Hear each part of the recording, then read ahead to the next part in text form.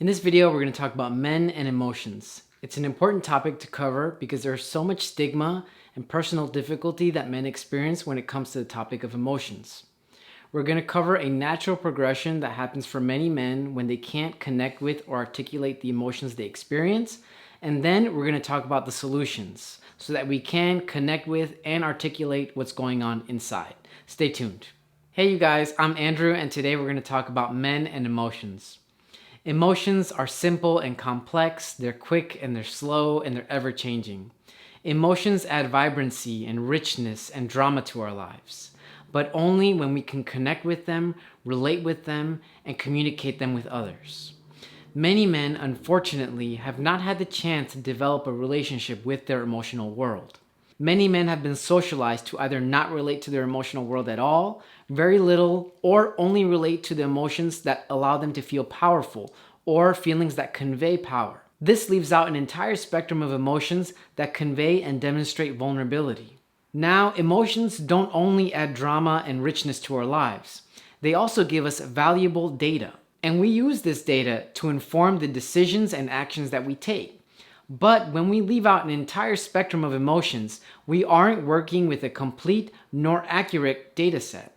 Therefore, the actions and decisions that we make might not always be in our best interest or in the best interest of others. So this is why it's in every man's best interest to develop emotional literacy and utilize the full spectrum of emotions that are available to them. Now let's look at that natural progression I mentioned earlier, the one that happens for a man that hasn't been able to develop a relationship with their emotional world. First of all, we start with an inability to articulate the feelings inside, or no emotional literacy. This means that you don't have the words to express what's going on inside. Sometimes this looks like using general or broad terms to describe how you feel, saying things like I feel mad, I feel sad, or I feel happy. You kind of end up on the outside of the emotional wheel, rather than having more clarity and sharpness in knowing what you feel. Like saying, I feel shame, or I feel embarrassed, or I feel proud and hurt at the same time.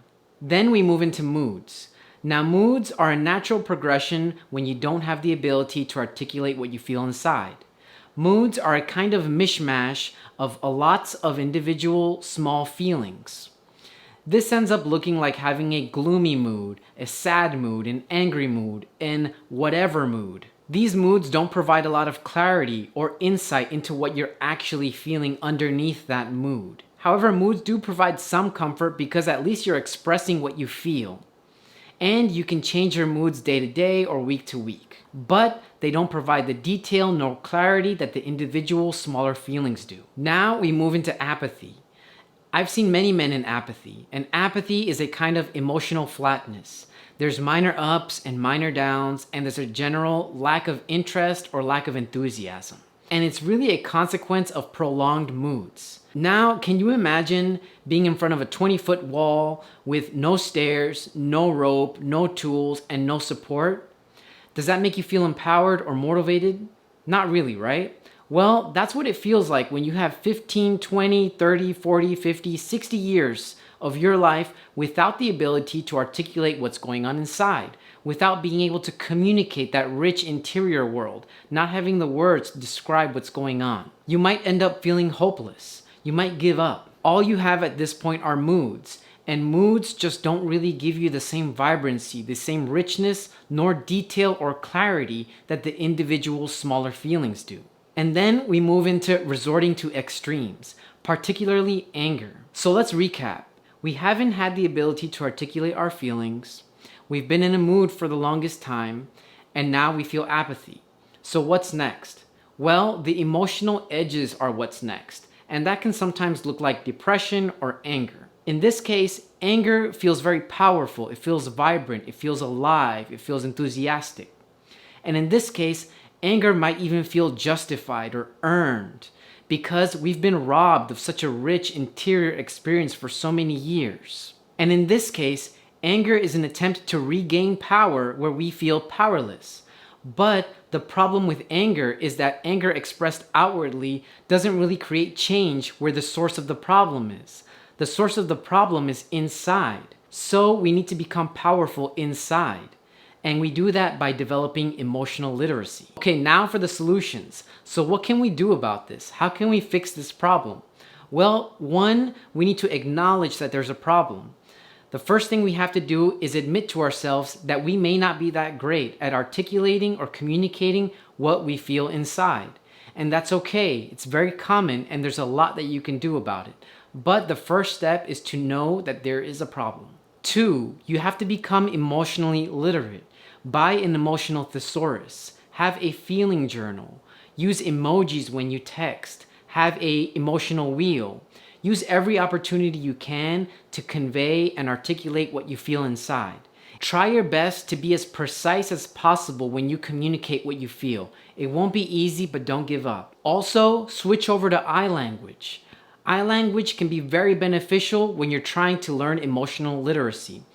Oftentimes, when we can't share what's going on inside, we pass on that responsibility for those feelings to others. So we have to stop doing that. We have to take back that responsibility and own our feelings.